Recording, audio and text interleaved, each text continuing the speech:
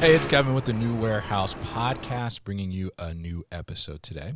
And on today's episode, I am going to be joined by Kayvon Nazarian, and he is the CEO and founder at Zone Prep. And we are going to dive into some of the differences between an Amazon prep house versus e-commerce fulfillment, and they are strictly Amazon prep. So we're going to really dive into that. He's a super time expert on this topic, and really interested to hear what he's seeing in that space, but also really dive into like what are some of the differences from an operational perspective when we look at traditional fulfillment versus Amazon-based fulfillment. So, Kayvon, welcome to the show. How are you?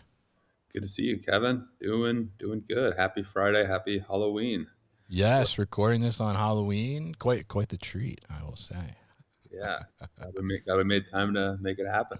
Yeah, absolutely, absolutely. So happy to get you on here, and happy to talk about this topic too. We've talked a little bit about kind of Amazon Prep and FBA on the show before, but we haven't quite dove into this topic and discuss some of the differences. But before we do that, why don't you tell us a little bit about your business? Tell us a little bit about Zone Prep, what it is you do, and kind of how you came to found this business as well. Yeah, sure. So Kayvon Nazarian here, founded Zon Prep, kind of by accident, actually. Started my career off as an Amazon seller myself. Okay, And, while selling on Amazon, had to prep product. Actually started in my parents' garage is where the for first sure. brand I started. Yeah, it was in my parents' garage. Super thankful for them and letting me take over their garage. Um, and but growing up, my mom always told me like, if you want something done right, do it yourself. Mm, And FBA prep was so important to my brand as a seller on Amazon. And at the time, and even now today, there aren't many providers out there that really specialize in FBA prep. So at that young age, and when we started the brand, we did the prep ourselves. Ourselves meaning me and my friends from high school. mm, So gotcha. kind of did the prep ourselves and grew the brand on Amazon. It became a significant business, but over the course of the last decade or so, have pivoted from selling on Amazon. So thankfully, no longer a seller on Amazon, but now provide specifically Amazon prep services to other Amazon sellers. So prep can range from item bagging. Let's say you've got liquid, shampoo, conditioners that need to be polybagged before it goes to Amazon. Selling on Amazon has a whole set of unique challenges that other retailers don't have. If you think about e-commerce fulfillment, items aren't on hangers. Clothing is not on hangers when it goes to Amazon, like it Sure. would be at a retail store, or items don't really need super extravagant retail packaging because it's not sitting on a shelf trying to get attention from shoppers. Um, but all that said, so our prep services range from, let's say, liquid prep, like I mentioned, glass items that need bubble wrap, Mm, whereas they wouldn't need that when they're sitting on a retail shelf.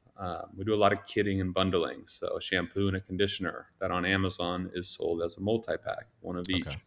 Um, we have automated shrink lines in our facility, so we do a high volume amount of shrink kitting, bundling, but then most notably, one of the biggest challenges that Amazon sellers face is the inbound transportation and routing to Amazon. So, Mm, regardless of if the items need prep or not, um, the Amazon sellers are challenged with Amazon's new requirements. Where, say, you're a seller, Kevin, and you want to send in 100 of these Yetis.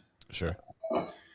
Amazon's realized over the years that if they take it into one of their cross dock facilities in California and then someone buys the product in New York, they're having to move that inventory on their own dime Mm, to fulfillment centers close to New York to fulfill those orders. So Amazon used to say, "Hey, send it all to one cross dock facility. We'll distribute your inventory all across the country." Now Amazon says, "We want you to send your inventory. So those 100 Yetis, we want you to send 20 of them to our cross dock in California, 20 to our cross dock in Texas, 20 to our cross dock in Jersey." mm, Anyways, 5 different regional cross docks around the country. And then Amazon from there can redistribute that inventory to micro fulfillment centers throughout the region. And that's reduced Amazon's costs a lot because they're able to push that initial distribution cost back on the sellers. Mm. But Amazon also has a paid service. It's called inbound placement fees, where you can still opt in to ship your inventory to one location of Amazon's, and then they will carry that distribution cost on their end Mm. and send to the five and then send to the hundreds of fulfillment centers. But it's a really, really costly fee. Um, and there's a lot of delays in getting your inventory, into that national cross dock that then has to transfer the inventory to regionals and then the fulfillment center. So where we come in is we're a partner of Amazon's, and we actually get what we call live unload appointments with Amazon. So Okay. when those trailers get into Amazon, Amazon has a big building. They've got a trailer yard twice the size of the building where loaded trailers just sit. We're able to kind of bypass that waiting area and get our trailers unloaded right away. So that helps sellers get their inventory received by Amazon super quick. Um, but also, we're running consolidation. So whereas one seller might be shipping 100 Yetis, Mm. we're able to consolidate those 100 Yetis with 1,000 shampoos or 1,000 things of dog food and send direct full truckloads to those facilities, whereas sellers individually wouldn't have that ability to consolidate. So Mm. that really helps drive down their cost of shipping. If they need any FBA prep, we'll do it before we ship it to Amazon, so that when Amazon receives it, it's ready to go, and we'll get it to Amazon as quickly and as efficiently as possible. Mm.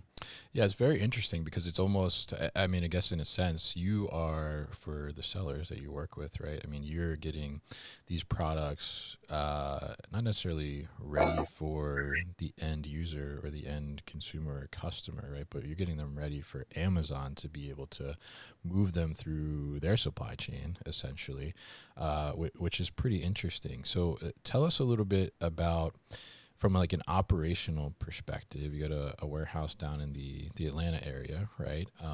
Tell us a little bit about, what does your warehouse maybe look like differently from an operational perspective than like what a traditional e-commerce direct to consumer fulfillment center would look like? Yeah, that's a great call out, and something we look at, a lot when we have customers in town visiting. They're like, "Oh, this is different looking warehouse than I'm used to seeing," Mm. and Okay. it really is. It's different in just about every aspect. So our building is actually a cross dock facility first. So if we look at the building's physical footprint, it's got 40 dock doors, and they're on both sides of the building. So we look at bringing product in the inbound side and a linear straight through line of processing out the back where we have dock doors again for outbound. So you look at most buildings first, they're usually all the trucks are on one side of the building. Um, we were able to get this building that has docks on both sides that really supports in and out. Nice. And with that, we don't do any storage, right? So uh, the biggest thing you'd notice when you walk in our building on the warehouse floor is, well, where are all the pallet racks, or where's all Sure. the super tall racking? And uh, that's we have a little bit of it for our outbound consolidation, but 90% of the building is actually just floor space, Mm. where we have 100, 200 associates on a given day in there doing prep. We have a lot of tables. Um, our shrink lines are obviously on the ground as well. So I think that's the biggest. Like if you look at like a B2B or a D2C fulfillment house versus us, is we've got a lot more floor space. We don't use the height like Mm. you would see in a racked building. Yeah, I think that's the biggest call out for sure. Yeah, interesting. So you mentioned you don't have a lot of, I guess, like vertical storage. So is the product that's coming in from sellers? I mean, is it moving through your operation fairly quickly, and that's why you don't really hold inventory? Yeah, it's a great analysis there. uh, yeah, product in our building, we like to tell sellers and our customers, is not making us money, and it's not making our customer money. Like we don't charge for Mm. storage, and it's not sellable in our building. It needs to get into Amazon to be sellable for the customer and to Amazon shoppers. So the average, it's probably like 1 to 3 days is how long product will sit within our four walls. I see. Okay. So we're turning inventory super, super quick, which is also why having high dock door count is important to just turn and really quickly turn that inventory. Mm. Yeah, absolutely. And I see how that kind of high velocity of the product going through there, that layout that you have that you mentioned, kind of the cross dock situation is definitely ideal. So now I guess I'm not so familiar with this part. So like, is Amazon like requesting the product to come to them, or the seller is just sending to Amazon and then hoping that like it will sell through Amazon? Yeah, so it depends on the brand's relationship with Amazon. So Got it. Okay. nerd out on this all day, but Yeah, let's do Amazon it. has Amazon has two methods to sell on their marketplace. They have traditional retail like vendor, so you can be a Sure. vendor to Amazon. It's called Vendor Central, also known as 1P. Okay. Uh, Larger brands are usually what you see on Vendor Central. They are selling inventory to Amazon. Amazon's kind of placing those orders at Amazon's cadence. So Amazon's saying, we need this. They cut a PO to the vendor. The vendor fulfills it. We work with some vendors, but primarily our customer base is comprised of Amazon sellers. So those are third party marketplace sellers that are selling on the platform, much like if they were selling on eBay, for example. They're just a seller. And um, with that, those sellers are making their own discretion and saying, hey, I want to send inventory into Amazon. Amazon's not managing forecasting or placing POs, Mm. which is actually an interesting point because we're in the process of building out forecasting tools for our customers because Okay. the inventory that they send to us, we're trying to help optimize and influence them to make the smartest decisions where possible. Hmm. That's very interesting, and so I imagine too that because of that kind of model and that nature, I imagine you see like a lot of different variability in the types of products you're dealing with. Where like a traditional e-commerce shop would probably be like, okay, we specialize in apparel, right, or we specialize in cosmetics. So tell us a little bit about like from an operational perspective, how do you handle the variability in products there? Because I imagine like you probably have like some small products and you probably get some big products sometimes. Like how does that flexibility work, and how do you kind of build that into like your operational processes? Yeah, it's a great call out. You know, 3PLs usually have, like to your point, their own niche, whether that be apparel, Yeah, cosmetics. Um, our niche is, I guess, a different type. It's Amazon. So we too have a sure. niche. It's Amazon product, and that can range in product category. But the similarity is the prep we're providing. So let's say labeling, like whether we're labeling a can of dog food or a shampoo or some shoes. The labeling is very consistent in how we label that because the similarity is Amazon policy and Amazon specs. Um, but it's definitely it's definitely interesting walking the warehouse floor because we've got everything from those examples I just listed. Yeah. Yeah, definitely, and I think it's really interesting to hear kind of that variability in the product, but how you're still able to kind of I guess standardize a little bit your processes around that and what that entails, and obviously I guess too, like that the product is going through the building so quickly, that probably helps too, or you don't have to figure out like, okay, one day I have some like eyeshadow that I gotta store, and another day I have like some like weed whacker or something I gotta store, right? So I mean that certainly helps there. Now tell us a little bit about, because I saw like recently that Amazon announced that they're going to stop their internal prep services, right? I think in the beginning of 2026, I think is what I saw. So uh, I mean, Amazon was offering these prep services along with prep centers like yourself. So tell us, like, what does that mean for for Amazon sellers, and is that like a big shift in the Amazon seller community, or what is the temperature around that? Yeah, it's definitely been a wild year, and really just a wild couple of years. Last couple of years as a seller, being for sellers on Amazon with the changes. This one, most notably, is kind of what's made the most headline in the online is Amazon Sure. kind of stopping cease offering FBA prep, which is really really interesting. So if you think about Amazon in their warehouses and their layout, right, they want to be as efficient as possible, use as little labor as possible, and really get product in out into the customers as quickly as possible. So FBA prep, if you remember back to like kind of how I was explaining like our warehouse layout, we Sure. can't use the height of the building, so there's a lot of dead space. There's also a lot of associates that we need to perform this FBA prep. It kind of doesn't fit Amazon's model of what they want their warehouses to be and look like and operate as. But if you think about how Amazon started, and 10 plus years ago, there was a lot of uncertainty in selling on Amazon. Like, oh, do I need to sell on Amazon? How big is Amazon? Like, maybe I'll just stick to my retailers. Amazon realized that they had unique packaging requirements that brands that are omni-channel that sell into retail stores don't need to do to their inventory that's going to retail. So they said, hey, if we want to get these large brands and Mm. these sellers onto our platform, we're going to have to offer a service to normalize and streamline their packaging, um, our packaging requirements that we're putting onto them.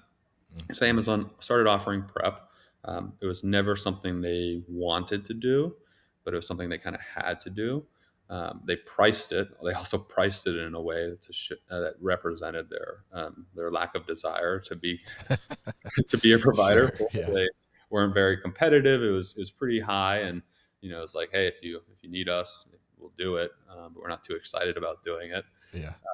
But Amazon today is, I would say brands need Amazon more than Amazon needs a brand. And Mm. so Amazon, as just this week, made announcements about layoffs and their plan to really automate and reduce headcount by like 700,000 by Yeah. Yeah. 2033 in their warehousing facilities and operations.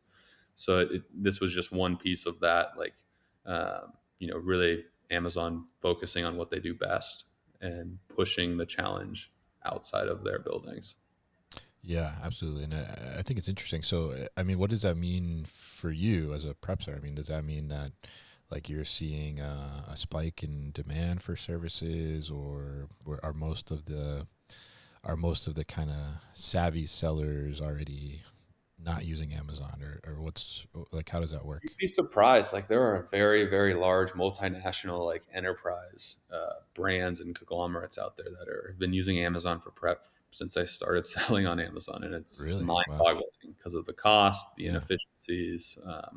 So those, and but then there's also smaller sellers and Amazon exclusive brands that were also using Amazon, and we're seeing all of that volume being displaced into our industry right now. So it's been a great year for us. Our demand, we definitely have a lot of demand for our services right now, Mm. and really it's really interesting to see how it's displaced in the industry. Like I think a lot of companies like ours and others out there are going to absorb a lot of the volume, um, but then there's also going to be like a round two where Mm. some of these brands chose like the cheapest provider out in the industry, and that provider's getting overwhelmed with all this volume, and they're going to potentially fail. And then there's going to be a round two of people looking to move providers next year, because Amazon announced it in late July and they only gave them till the end of December. January 1st, they're washing Mm. their hands of FBA prep. So there's been a lot of brands have to make very quick decisions, and it's a Yeah. challenging operational decision to make in Q4 too. So Yeah, it's a little bit of a scramble. I can imagine for some of them. So I guess to that point, as sellers are out there looking, or brands are looking for prep services, and we often talk about on the show and topics in the industry 3PL world, like how do you find the right 3PL, or know that the 3PL is good, aside from like their pricing structure? What would you say are kind of the hallmark signals that a prep center is a good one, or maybe even that is a bad one, right? What should you be looking out for? yeah, I would say like Amazon Prep is like not the easiest 3PL service to offer. So I think Mm. finding a provider for brands out there that are looking, like, find a provider. It doesn't have to be us, but whoever you go with, like, For sure. find someone who specializes in FBA prep. A lot of 3PLs, especially now with Amazon removing themselves from the market, are like, oh, we can do prep.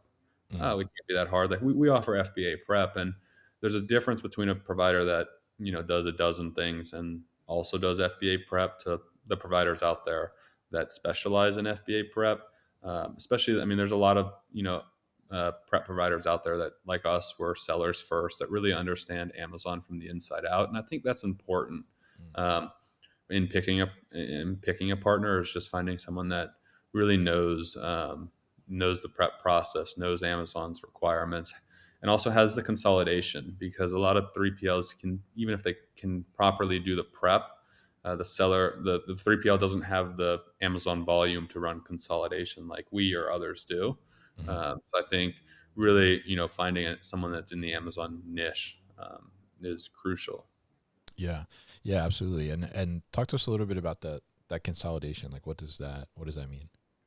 Yeah, so I mean, we see sellers like come into us that are shipping LTL to Amazon, and they're spending 20 plus days in transit time getting their inventory into Amazon, Oh wow, which that inventory is not available for sale. It's tying up cash. sure. It's a really big pain point for brands. And then they switch over to us, and we're bringing that lead time down sub 6 days. So tremendous lead time improvement. There's also the cost element. We're shipping floor loaded trailers to Amazon that have 80, 90 pallets worth of inventory in a trailer, because we're floor stacking the boxes Yeah, yeah, keeping out. Yeah, and really cubing out these trailers. So we're able to offer really competitive costs to our selling partners. interesting. Yeah, yeah, and that makes a ton of sense. And I mean, 20-day transit time, like being in the same country, that's pretty wild. It's wild if you think about it, because Yeah, LTL typically, cross country will take like a week, but then you've got the appointment at Amazon, and those LTL sure. providers will just drop a trailer in Amazon's yard, and then That just it can sits. take 2 weeks from then to get Amazon to unload it. So Oh wow, interesting.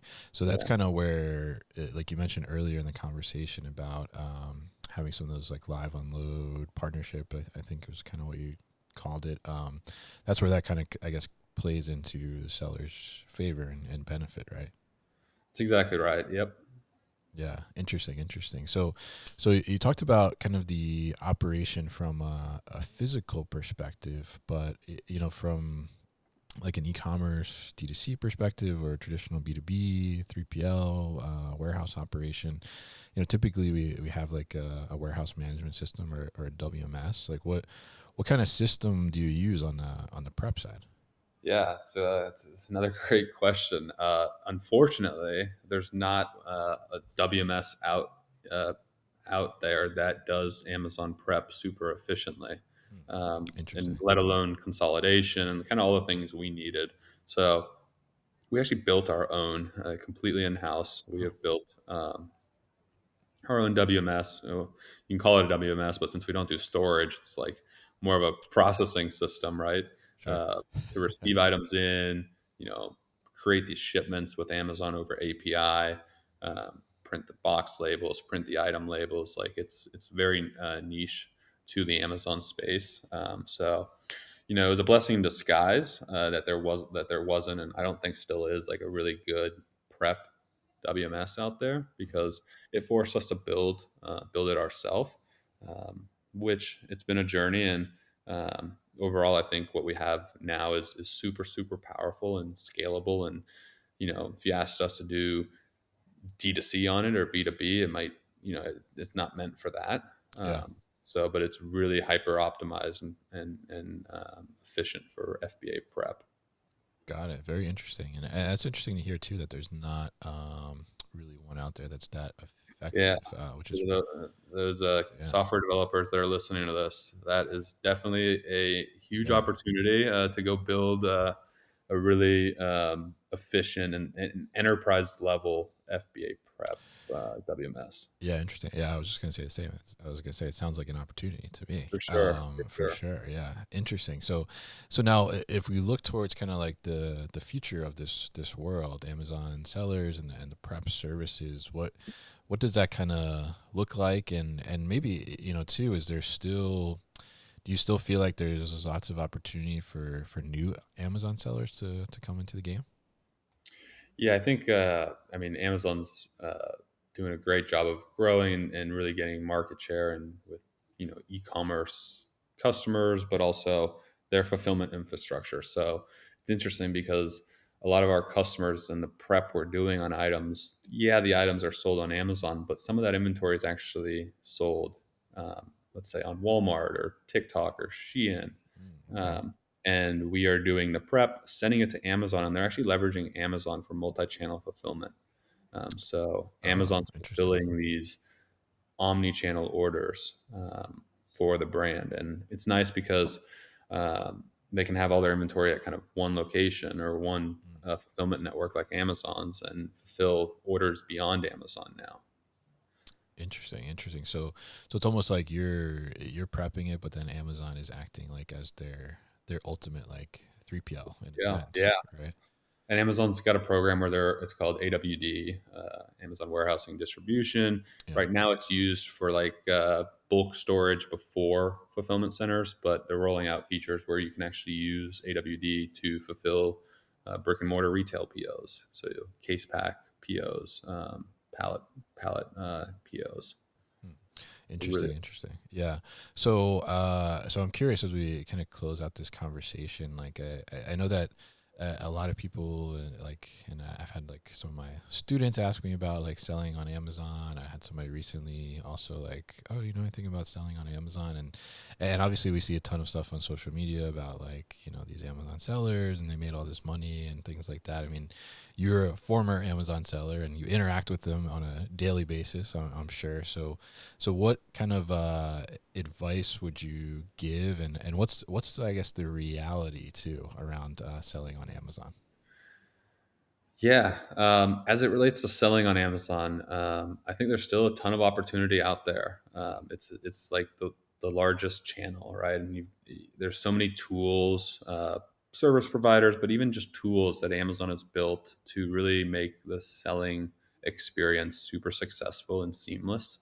Mm. Whereas when I was a seller on Amazon over a decade ago, like a lot of the things they have today just didn't exist, and Amazon has done a great job of building out a partner ecosystem, a whole library of tools and software to analyze and improve your selling success. So I think if you're out there and you're on the fence, like should I start selling on Amazon? I'd say, um, yeah. If Yeah. just take your idea and let Amazon's infrastructure take it to the moon for you. All right. Interesting. Interesting. I like that advice, and we like going to the moon for sure. That sounds very nice. So if people are looking to start selling on Amazon, but they don't want to do the prep work themselves, and they want to reach out to you, what's the best way to get in touch and learn more about Zon Prep? Yeah, I'd say if you need help on the prep side, feel free to reach out to us. Our sales team is super super awesome.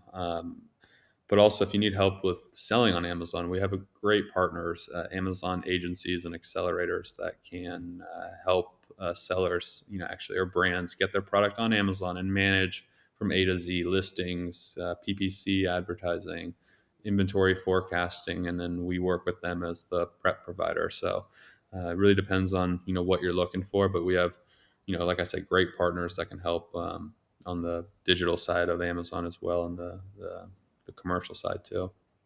All right, fantastic. And what's your website? Yeah, it's just zonprep.com. There we go. You see it on the shirt. Just add the .com, right? Add the Uh, .com. I got to get a polo made that has the .com. fantastic, fantastic. So great to talk to you today, Kayvon, and we will definitely put all the information about Zon Prep and how to get in touch with you at thenewwarehouse.com as well as in the show notes here. So appreciate your time on the show today. Appreciate you having me. Always good to see you, Kevin. Hope you have a great Halloween. You too. Hey guys, thank you so much for tuning into today's video here on our YouTube channel, The New Warehouse Podcast, and I appreciate you tuning in. If you liked what you saw, make sure you subscribe to our channel, and if you like this video in particular, make sure you like it as well. And if if you want to get this great t-shirt that you see in the video behind me, Warehouses Are Sexy, head to warehousesaresexy.com and get your own.